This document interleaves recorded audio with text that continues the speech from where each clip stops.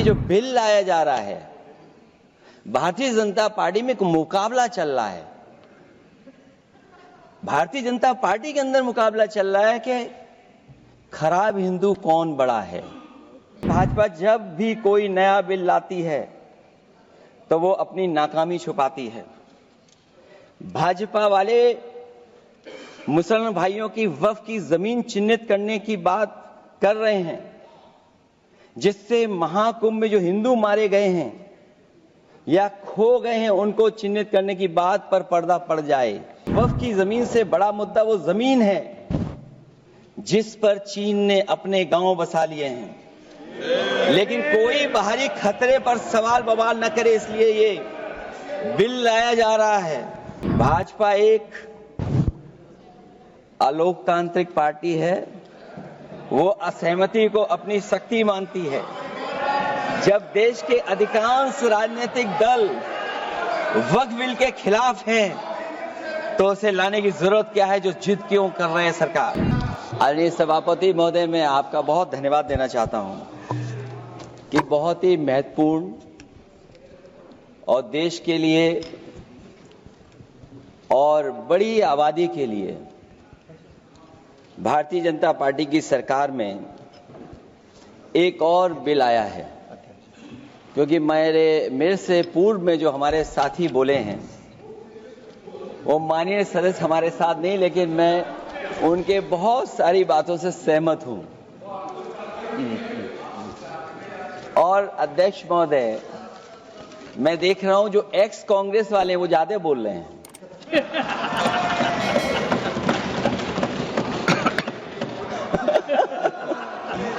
आदरणीय अध्यक्ष महोदय,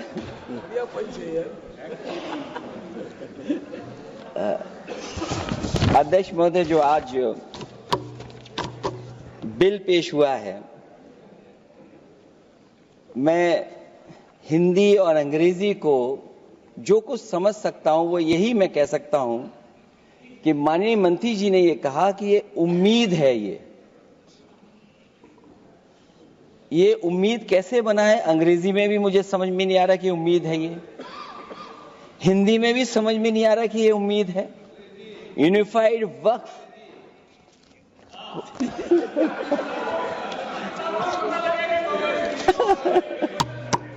अध्यक्ष महोदय, यूनिफाइड वक्फ मैनेजमेंट अध्यक्ष महोदय, ये अध्यक्ष महोदय, मैं समझ सकता हूं कि मैं वो बात छेड़ना नहीं चाहता था, लेकिन क्या करूं, मजबूरी है अब।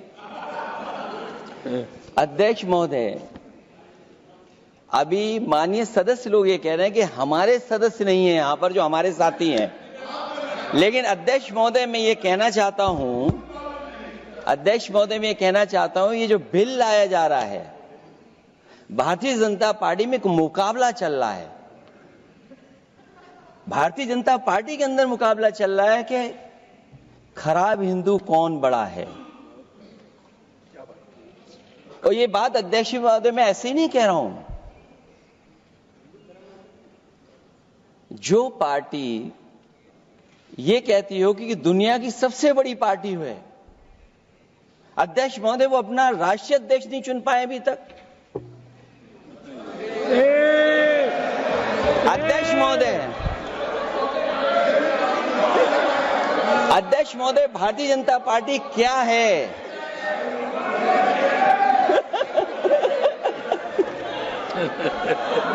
जी, मैं अखिलेश जी ने बहुत हंसते हंसते कहा है, इसको हंसते हंसते जवाब देना। इस सामने जितनी पार्टियां हैं उनका राष्ट्रीय अध्यक्ष उन 5 लोगों को ही चुनना है परिवार के। हमें माननीय अध्यक्ष जी करोड़ों सदस्यों में से 12-13 करोड़ सदस्य प्रक्रिया कर कर चुनना है तो देर लगती है। आपके यहां जरा भी देर नहीं लगेगी।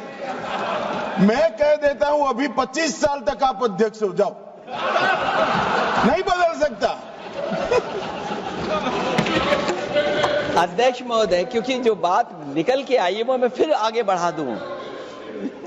अध्यक्ष महोदय, जो बात सोशल मीडिया या और जगह गुपचुप हो रही है, कहीं ऐसा तो नहीं था कि अभी कुछ दिन पहले यात्रा जो हुई है वो कहीं 75 वर्ष की एक्सटेंशन वाली यात्रा तो नहीं थी। अध्यक्ष महोदय, ये जो इस बार जो वक्फ बिल आया है, नाकामी का पर्दा इस बार है वक्फ बिल।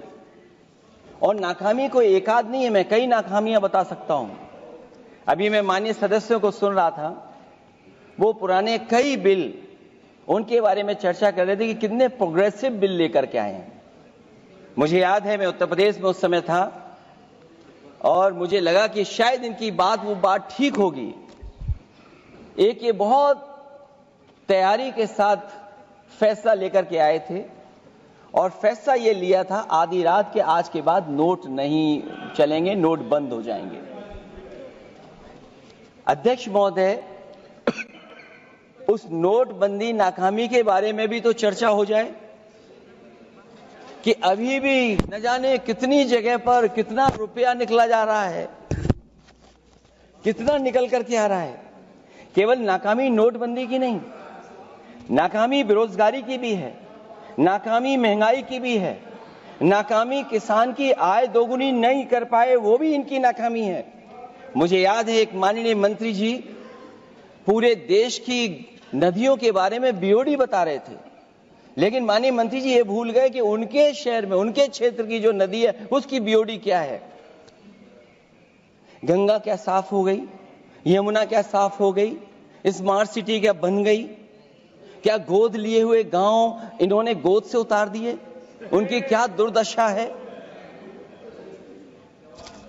इसलिए मैं कहना चाहता हूं, ये नाकामी का पर्दा इस बार वक्फ बिल बना है। और सबसे बड़ी बात तो यह है कि जिसके लिए फैसला होना है उसकी बात को अहमियत न देना भी नाइंसाफी है। अध्यक्ष महोदय, नाकामी केवल यहां तक नहीं है।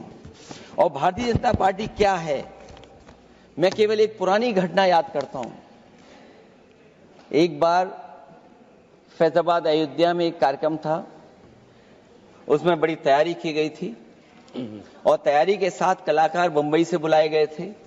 हो सकता है वो सहमति दिल्ली से ना रही हो, केवल लखनऊ की सहमति से हो रहा हो कार्यक्रम। और जब कार्यक्रम की पूरी तैयारी हो गई, भगवान श्री राम बनकर के कोई आ गया, लक्ष्मण बनकर के कोई आ गया, मां सीता भी बनकर के कोई आ गया, हनुमान जी और भगवान हनुमान भी बनकर के कोई आ गया। लेकिन जब लखनऊ से वो हेलीकॉप्टर उड़ा और अयोध्या पहुंचा तो सब लोग थे, लेकिन उसमें हनुमान नहीं थे। अध्यक्ष महोदय, मैं भारतीय जनता पार्टी के लोगों से कहूंगा कि जानकारी करिए कि आखिरकार भगवान श्री राम थे, लक्ष्मण थे, सीता थी, लेकिन हनुमान क्यों नहीं थे। हनुमान इसलिए नहीं थे, शायद उनकी जात या धर्म कुछ और था। अध्यक्ष महोदय, ये देश मिली जुली संस्कृति से चला है। कुछ हमने सीखा, कुछ उन्होंने सिखाया। और जो लोग ये कहते हैं कि हम सबको बराबरी का हक देते हैं, अभी कुछ दिन पहले ईद निकली है। अध्यक्ष महोदय, वो परंपरा रही है, न केवल मैं जाता हूं बल्कि कोई दल का नेता ऐसा नहीं न जाता हो उस कार्यक्रम में शामिल होने। भारतीय जनता पार्टी के जो मुख्यमंत्री, उप मुख्यमंत्री, वो भी जाते हैं, उप मुख्यमंत्री, सभी धर्मों के नेता आते हैं। लेकिन पता नहीं इस बार क्या साजिश थी, षड्यंत्र था कि वहां पर कुछ पाबंदी लगी हुई थी। अगर किसी कारण पाबंदी लगी हुई थी तो बात समझ में आती है, लेकिन जब जानकारी हुई है, किसी को नहीं पता था कि पाबंदी क्यों लगी है कि आप नहीं जा सकते वहां पर कार्यक्रम में शामिल होने। क्या यही भारत है, यही संविधान हमें रास्ता दिखाता है? अध्यक्ष महोदय, मंत्री जी बताएं हमें, वो खुद भी माइनॉरिटी हैं, भगवान बुद्ध के रास्ते पे चलते हैं। भगवान बुद्ध का रास्ता दूसरा है। हम आपको अपना मानते हैं तब भी जब आप हमारे बहुत सारे ग्रंथों को नहीं मानते हैं, तब भी हम आपको अपना मानते हैं। आप हमारे पुराणों को नहीं मानते हैं, आप हमारे उपनिषदों को नहीं मानते हैं, लेकिन सोचिए, हम हिंदू वो लोग हैं जो आपको स्वीकार करते हैं और गले लगा करके चलते हैं। अब मैं दूसरे धर्म पे नहीं जाऊंगा, कोई नाराज हो सकता है। मैं दूसरे धर्म के बारे में नहीं जा सकता, मैं केवल यही बताता हूं। और मैं उत्तर प्रदेश में अध्यक्ष जी जहां से आता हूं, मैं अपमान नहीं कर रहा हूं, मैं सच बोल रहा हूं। और ये बिहार के चुनाव में जो आप कह रहे हैं कि महिलाओं को 2 मेंबर बना दिया, इस बार मैं भी देखूंगा आप आगे भारतीय जनता पार्टी कितनी महिला लोगों को टिकट देंगे वहां पर।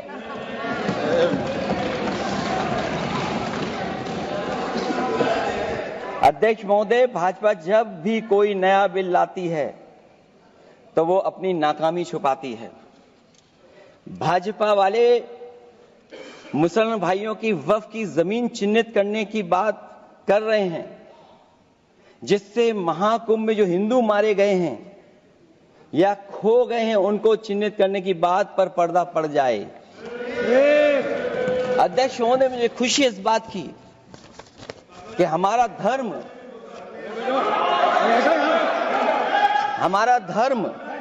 अध्यक्ष महोदय, नहीं कुछ कहना चाहते हैं। नहीं प्लीज, उनको अलाउ नहीं किया। अध्यक्ष महोदय, कुंभ में आस्था सबकी है, कोई ऐसा नहीं जिसकी आस्था ना हो। और कुंभ कोई पहली बार नहीं हो रहा था। ये भारतीय जनता पार्टी के लोगों ने ऐसा प्रचार किया कि 144 वर्षों के बाद पहली बार महाकुंभ होने जा रहा है, और लोग निकल पड़े। सरकार ने कहा कि हमारी तैयारी 100 करोड़ की है।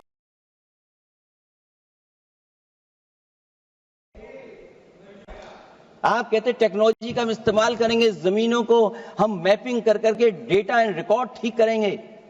अध्यक्ष महोदय, ये बताएं कि वो 30 लोग कौन थे, उनके नाम क्या थे जिनकी जान चली गई, न केवल जान जाने वालों की, बल्कि अध्यक्ष महोदय ये सरकार बताए कि जो लगभग 1000 हिंदू खो गए हैं, जो अभी तक नहीं मिले, जो अभी तक नहीं खोज पाए हैं, वो 1000 हिंदू की सूची कहां है?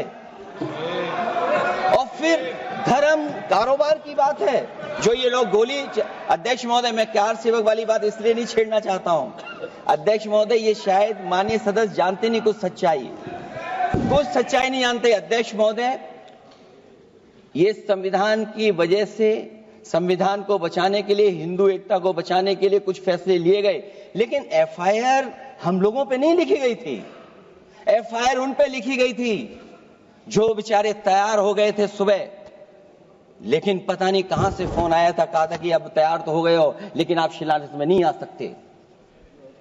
बहुत सही।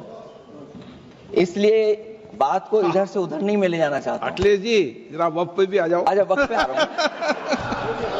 नहीं, वक्फ पे अध्यक्ष इसलिए आ रहा हूं क्योंकि वक्फ समझने के लिए भारतीय जनता पार्टी की सोच क्या है। और ये अध्यक्ष महोदय जब ये कह रहे हैं कि इससे कारोबार होगा, अध्यक्ष महोदय, धर्म की चीजों से कारोबार नहीं हो सकता। हमारे उत्तर प्रदेश के मुख्यमंत्री जी ने भी कहा कि कारोबार होगा। वो 30 की गिनती में उलझे हुए हैं, जैसे 30 मार खाए वो। उनसे पूछा कि जान कितनी गई, वो 30। उनसे पूछा कि कारोबार कितने का होगा, 30 गुणा 10,000 करोड़। सोचिए, कुंभ हमारा क्या कारोबार की जगह है? और फिर उसका कौन नापेगा, कैसे नालाएगा? और फिर हमारे माननीय मंत्री जी कह रहे हैं कि जमीन, चाहे वो रेलवे की हो, चाहे वो डिफेंस की हो, वो भारत की जमीन है। मैं भी स्वीकार करता हूं कि रेलवे की जमीन भी भारत की है, डिफेंस की भी जमीन भारत की है। क्या डिफेंस की जमीन नहीं बेची जा रही मंत्री जी? अध्यक्ष महोदय, क्या रेलवे की जमीनें नहीं बेची जा रही हैं? अध्यक्ष महोदय, केवल यहां तक नहीं, कितना हस्तक्षेप होता है। वक्फ भी भारत के, इसीलिए तो कहीं ना कहीं वक्फ की जमीन से अध्यक्ष महोदय माननीय मंत्री जी बताएं, और मुझे उम्मीद है कि जब जवाब देंगे तो बताएंगे कि वक्फ की जमीन से बड़ा मुद्दा वो जमीन है जिस पर चीन ने अपने गांव बसा लिए हैं, लेकिन कोई बाहरी खतरे पर सवाल बवाल न करे, इसलिए ये बिल लाया जा रहा है। और माननीय मंत्री जहां से आते हैं, जिस प्रदेश से आते हैं, कम से कम ये तो बताएंगे कि वहां कितने चीन ने गांव बसा लिए, घर बन गए हैं। अध्यक्ष महोदय, आपके माध्यम से सरकार गारंटी दे कि वक्फ की जमीन कभी भी किसी भी पैतरेबाजी से किसी और मकसद के लिए किसी और को नहीं दी जाएगी। वक्फ की वर्तमान व्यवस्था में चाहे 5 साल के धर्म पालन की पाबंदी की बात हो, या कलेक्टर से सर्वेक्षण के हस्तक्षेप की बात हो, या वक्फ परिषद या बोर्ड में बाहरियों को शामिल करने की बात हो, इन सब का उद्देश्य मुस्लिम भाइयों के सार्वजनिक अधिकार को छीनकर उनके महत्व और नियंत्रण को कम करना है। ट्रिब्यूनल के निर्णय को अंतिम न मानकर उच्च न्यायालय में लेकर जाने की अनुमति देना दरअसल जमीनी विवाद को लंबी न्यायिक प्रक्रिया में फंसाकर वक्फ भूमि पर कब्जों को बनाए रखने का रास्ता खोलेगा। सबसे बड़ी बात यह कि वक्फ बिल के पीछे की न तो नीति सही है न नियत, ये देश के करोड़ों लोगों से उनके घर दुकान छीनने की भी साजिश है। भाजपा एक अलोकतांत्रिक पार्टी है, वो असहमति को अपनी शक्ति मानती है। जब देश के अधिकांश राजनीतिक दल वक्फ बिल के खिलाफ हैं, तो उसे लाने की जरूरत क्या है, जो जिद क्यों कर रहे हैं सरकार। वक्फ बिल का लाना भाजपा की सियासी हट है। वक्फ बिल भाजपा की सांप्रदायिक राजनीति का नया रूप है। वो तो आपको काटेगा, और इसलिए काटेगा कि अध्यक्ष महोदय बाहर ये लिखते हैं सत्यमेव जयते, बाहर है लिखते सत्यमेव जयते, भाजपाई अंदर असत्य बात कहते। भाजपा वक्फ बिल लाकर अपने उन समर्थकों का तुष्टीकरण करना चाहती है जो भाजपा की आर्थिक नीति, महंगाई, बेरोजगारी, बेकारी और चौपट अर्थव्यवस्था से उसे छटक गए हैं। क्योंकि अध्यक्ष महोदय, जब से वोट में गिरावट आई है, और खासकर उत्तर प्रदेश में भी, तब से भारतीय जनता पार्टी की कोशिश है कि अपना वोट कैसे संभाला जाए। ये वोट को संभालने के लिए बिल लाया गया है। भाजपा का लक्ष्य वक्फ की जमीनों पर है। इन जमीनों का नियंत्रण अपने हाथ में लेकर इन जमीनों को पिछले दरवाजे से अपने लोगों के हाथों में दे देना चाहती है। भाजपा चाहती है कि वक्फ बिल लाने से मुस्लिम समुदाय को लगे कि उन पर हक को मारा जा रहा है, वो उद्वेलित हों और भाजपा को ध्रुवीकरण की राजनीति करने का मौका मिल सके। क्योंकि अध्यक्ष महोदय, भाजपा का लक्ष्य यह है कि ध्रुवीकरण हो, क्योंकि वो जानते हैं कि ध्रुवीकरण जितना होगा उससे वो लाभ उठाने में आगे रहेंगे। तो ये वक्फ बिल जो लाया जा रहा है, वो अपनी वोट बैंक को संभालने के लिए और समाज को बांट करके ध्रुवीकरण करके राजनीतिक लाभ लेने के लिए लाया जा रहा है। और अगर इसके लिए नहीं लाया होता तो पहले से जो जितने फैसले लिए सरकार ने, क्या उससे देश और प्रदेश में कोई बड़ा बदलाव आ गया है? अगर स्मार्ट सिटी का बात करें तो कितनी स्मार्ट सिटी बन गई है आपकी? आपके नोटबंदी की वजह से न जाने कितना रुपया कहां निकल रहा है। और डर तो ये लगता है कहीं भाजपा वाले दूसरों के पैसा रख करके न पकड़वा दें। वक्फ बिल के आने से पूरी दुनिया में एक गलत संदेश भी जाएगा। इससे देश की सेकुलर इमेज को बहुत धक्का लगेगा। वक्फ बिल भाजपा की नफरत की राजनीति का एक और अध्याय है। मैं अंत में कहना चाहता हूं कि अभी तो आपने साथी संभाल लिए हैं, एक साथी तो मुझे दिखाई नहीं दे रहा है, और हमारे जिनका हमने सम्मान किया हमें कहां ले गए आप,